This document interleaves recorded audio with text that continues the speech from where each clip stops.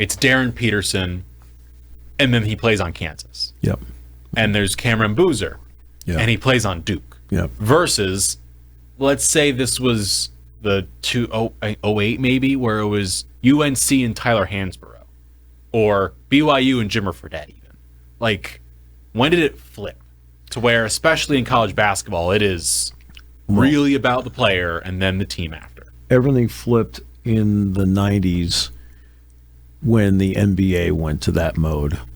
The NBA was going along, and Larry Bird and Magic Johnson together helped resurrect the NBA in the 80s.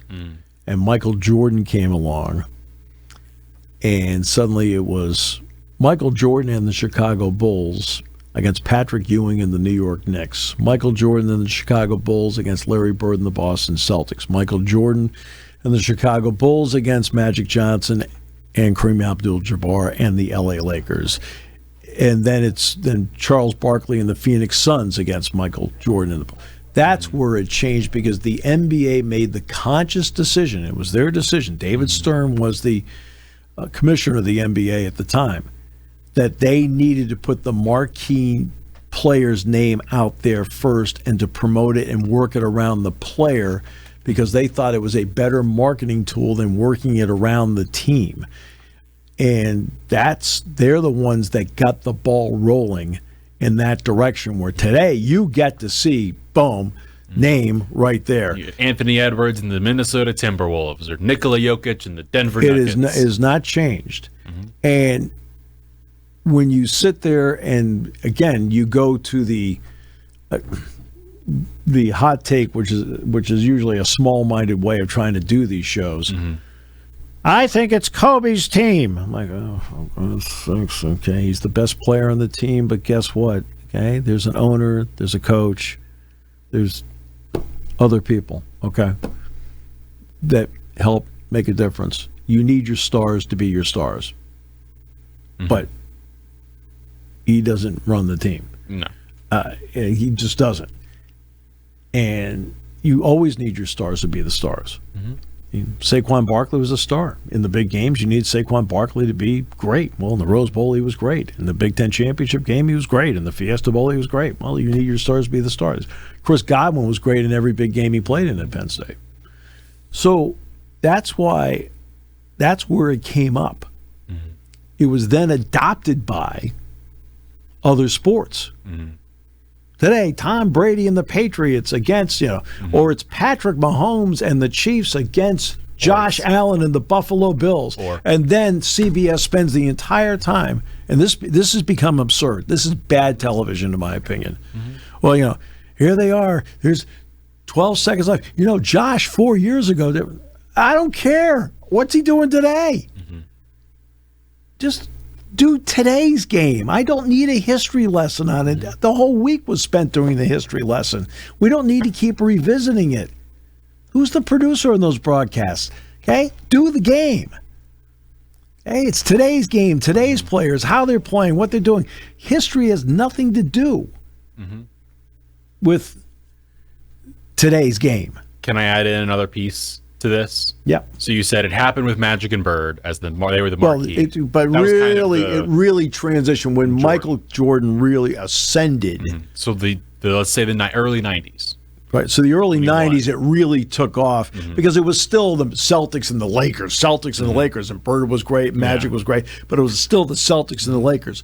But when it was Michael Jordan, and he had nothing to do with it. It just turned out that they had a gold mine there, and they said, let's promote the gold mine. We need to get bigger ratings. If he's playing, we've got to tell everybody that he's playing in the game.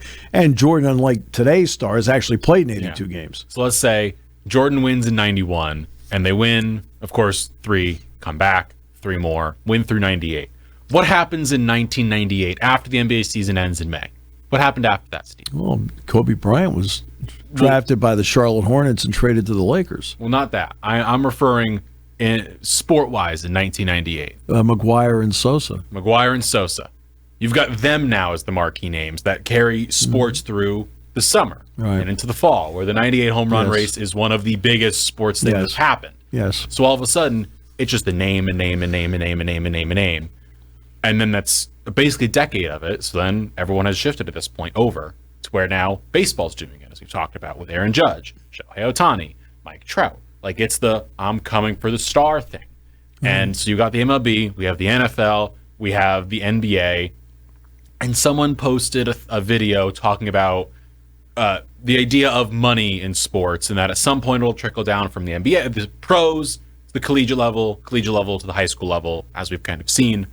Same thing, where it starts in the pros with the name thing, and then at some point it's going to get adopted by the collegiate level, which in this case is now where it's Darryn Peterson or AJ DeBonsa in BYU, Cameron Boozer and Duke. And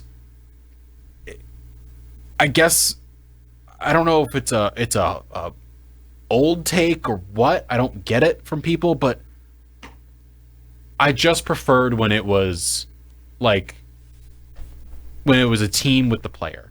When you had UNC and Tyler Hansbrough. He was incredible, but it was UNC and him. Or BYU and Jimmer Fredette. We all knew he was the star, but it felt like they were one. And even there's a lot of teams now where it feels like that. But you've got every so often just the one player who ascends. It's okay, whatever. But why are we putting so much pressure on an 18 or 19-year-old to be a star in college when they're trying to learn about how to do taxes? Or when they're trying to say, oh, well, what happened in 1834 that I need to learn about today in history class? Yeah. Like, at some point there's got to be some just semblance of like self-reflection of like, we're going too far. When you're around it every day, and I am extremely fortunate to be around it every day. Mm-hmm.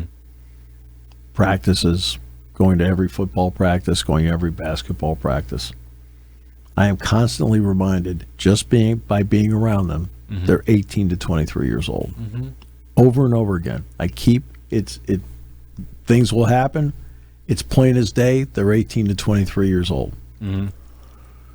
And so I never forgot that, because there is a difference between what I'm doing where I'm there every day mm-hmm. and the great fan that goes to the game, but they're not around them every day. So that's the separator. Mm-hmm. And we now have another element out there that is putting more pressure on an athlete. Mm-hmm. That's the gambling aspect. Mm-hmm. Well, what do you mean, pick player? Let's say it's Joey Aguilar of Tennessee. The over and under today was 300 on whether he'd throw for 300 yards, and I chose the over, and he threw for 298. Oh, gee, who are you furious at now? Mm-hmm. Well, Tennessee won the game, yeah. But you went with a prop bet, and he missed by 2 yards, and you're not happy. Mm-hmm. You're not happy with a 22-year-old who's just out there playing a game? Mm-hmm. What, because he didn't throw an out pattern at the end to get to 304? And you have people out there that are doing that, and they're getting upset and mad at athletes. And if they lose a game, mm-hmm. because of social media, and the players are all out there using social media as part of their brand, mm-hmm. everybody has access to getting to them now. Yeah. And it has become a vicious cycle where you're 18 to 23, and like people, there's certain people that are loving you. Mm-hmm. There are also certain people that think you're the scourge of the earth. Mm-hmm. And may I add in a piece here? It felt like for years there was a bit of protection players had because of the coaches they had. That sure.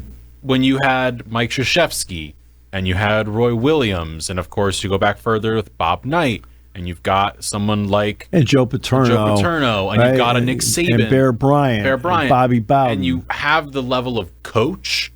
It almost deflects from the explosion of popularity of a player and protects them as a collegiate athlete, because my yes and no, but to some extent the players that came through at Duke under Coach K were stars, but it always was, as you said, the headliner.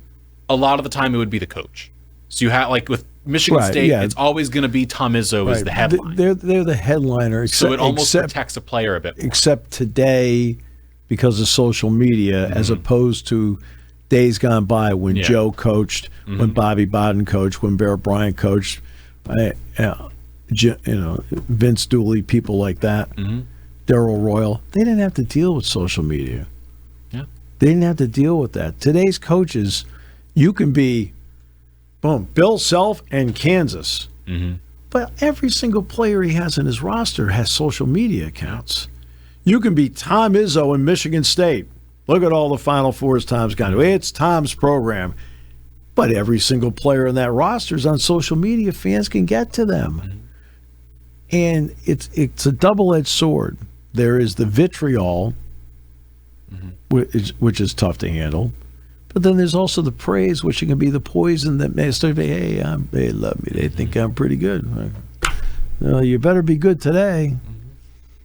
Agreed. You better be good today. I mean, like for yourself, for your team, you better be good today. But you're right. Back in the day, it was, it's Jay Wright in Villanova. It's Mike Krzyzewski. It's Roy Williams. It's Dean Smith. And even when you have these star players in college football or college basketball, there was that protection level where the first line of defense was the coach, and then it got to the player. Versus now, it's right to the player, and there's only so many places it feels like, at least from the outside looking in.